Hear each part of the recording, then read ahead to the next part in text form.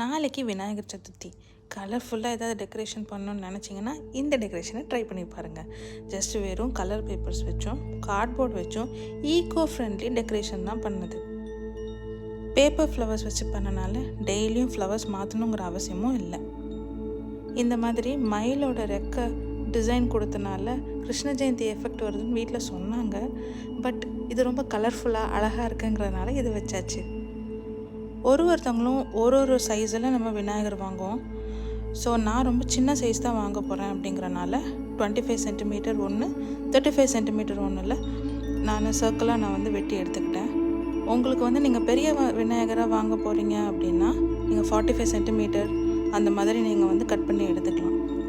And எல்லாத்தையும் ஒட்டிட்டு அதுக்கப்புறம் ஃபைனலாக இந்த ஃப்ளவர்ஸ் எல்லாமே அரேஞ்ச் பண்ணி பார்த்தா அழகான பேக்ட்ராப்.